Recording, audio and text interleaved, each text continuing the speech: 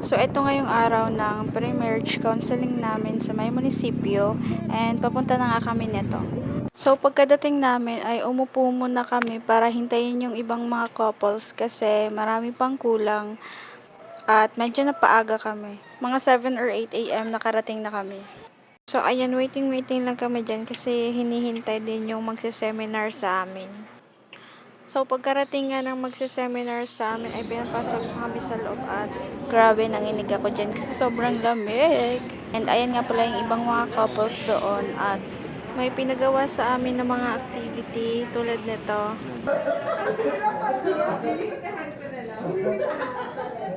Seriously, mga ma'am, sabihin niyo po in your own words at makikinig po kami. Ano ang inyong maipapangako sa inyong asawa? Sige po. Pinasulat sa amin kung ano yung mga maipapangako namin sa isa't isa. At syempre, hindi ko nasasabihin yung akin, no? Kay amin na lang yun.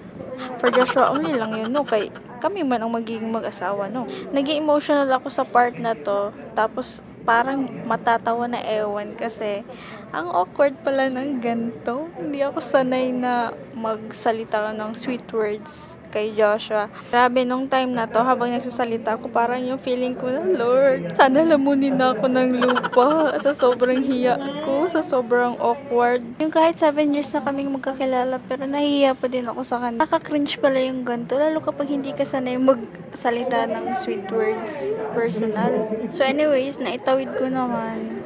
For me ha, ang laking tulong ng counseling na to bago ikasal kasi ang dami naming natutunan talaga about sa pag-aasawa. Ang dami naming na-discover, ang dami naming na-unlock. Pero syempre, magkakaalaman pa din yan kapag nasa iisang bubong na, no? Doon na magkakaalaman kung hindi ba magliliparan ng mga kaldero dyan. Magal din ng 3 hours ang counseling and pagkatapos nun ay nakuha na namin ang aming certificate.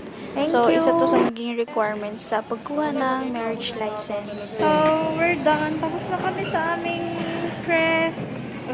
sa aming seminar. So, ngayon kakain na kami.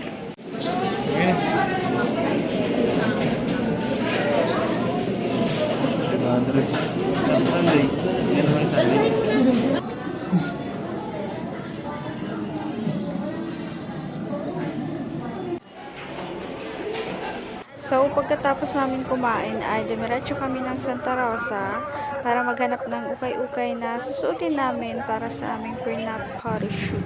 Isang beses lang naman susuotin kaya ukay-ukay is the key para hindi na makagastos ng mahal.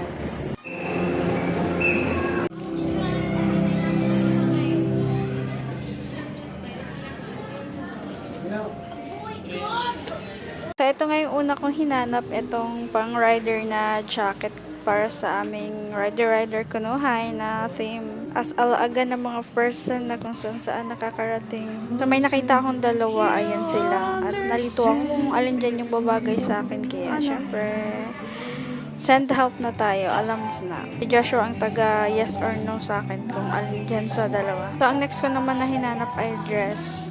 So, alam nyo, kalimitan talaga sa mga dress ko. Sa ukay ko lang talaga nabibili. So, si Joshua, meron na kaming nabili na long sleeve sa kanya sa Taytay Tiangge. Sabi ko dito ako sa ukay bibili ng damit.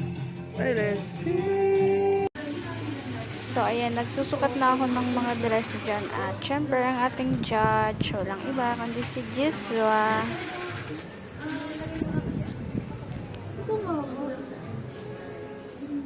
Yan? Ang ganda din. Simple lang, no?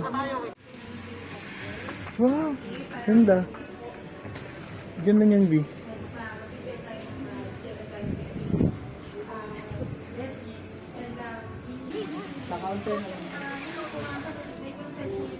Tingin?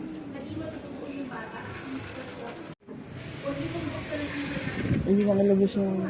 Unsa man day. Required jud na ibal-ibali ang ulo kapag magpapakita ng dress. Mura kag tala. Pero sa tingin mo? Nakita ko din tong shoes ba to o boots. Ang cute lang. Kaso ang mahal. Kaya sinukat ko lang. Binalik ko din. Hanging bridge. So pagkatapos namin mag-ukay ay nakita namin itong hanging bridge na may mga dumadaan na tao. Ang bigat Kaya mo. as a gaya-gaya, syempre, ano? try din natin para ma-experience natin kung ano ang feeling ng dumaan sa hanging bridge na nasa loob ng mall. Hindi, ang bigat mo. Wow. Di bakit ang ano mo? Ang bigat mo. Sinasadya mo.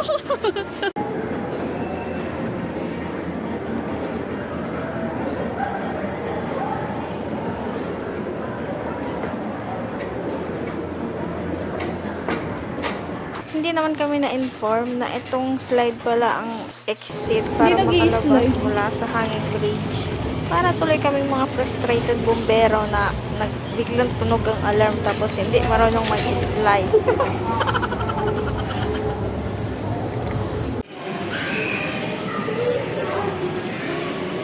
So, lumipat naman kami ng ibang store para maghanap ng slacks para kay Joshua.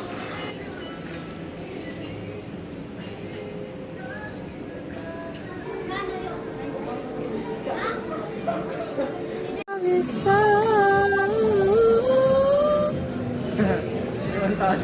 Nung napunta naman kami sa park na to, parang napasabi tuloy ako ng, what if dalhin na lang natin si Pastor dito at dito na lang tayo magpakasal, no? Para hindi na tayo gamastos ng pang-decoration.